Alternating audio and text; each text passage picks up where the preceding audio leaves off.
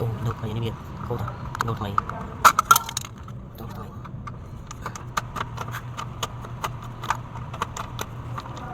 những là việc không trắng cái gì khâu đầu bao bây giờ chẳng là việc không tôi không phải đấu cho nó lần vừa chạy bánh hà tôi xây bánh hà tôi xây anh xem chẳng thấy đâu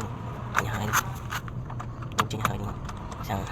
cho cái đặc sản là cá thì bạn đồ từng cái đặc sản chụp ấy sang chân đầu rồi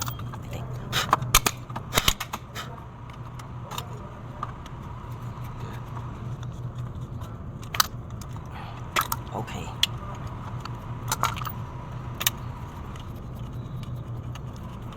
đâu dừng tao gặp đi center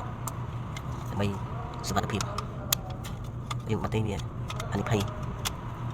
mà nó chọn dừng không biết được đâu free chưa free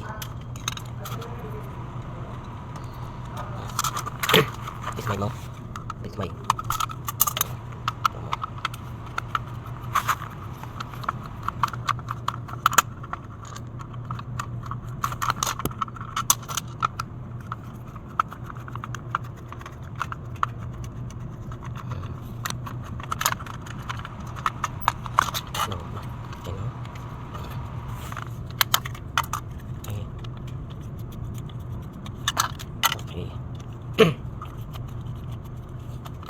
bây giờ đi dùng cặp chỗ dùng chập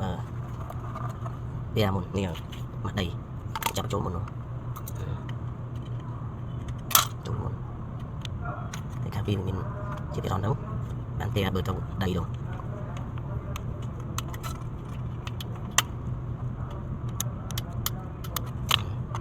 tóm món ăn này thiêu này nợ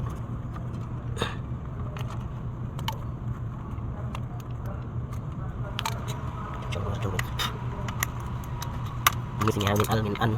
mình ít trong chừng đã ăn nhà mình hoặc mau thì thọ đá đâu mai dướng tuy nhiên phải mau chừng được khi khóm lướng đi phà để ngay dừng đã tạm bao nhiêu nói với nhà bảo viện được chừng anh bài thích lắm đầu thoại có được chiều chứ này để chỉnh mình đã câu chừng tùy ok để nó mình sẽ đi thông sai lên mũi nó sẽ không thông trường còn đã pi là buồn mình cho thông pi lên mũi hỏi vì thông đang để cái này để cho pi xuống ra pi problem cái đau thế nhưng mà tôi tăng lên đau thế đây cái này mình tính trong chung mình nó cái miền này nó ok rồi mà đây vì đang những cục lưng tóc bật cái việc ta nhân ca nào mới mừng khơi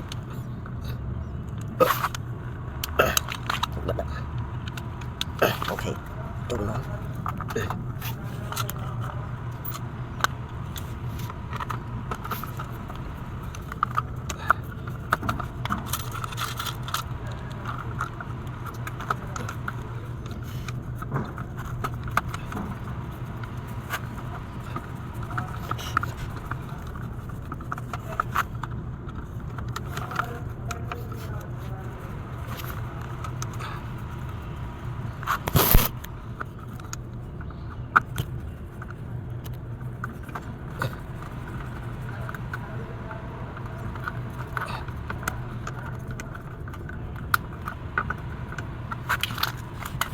ok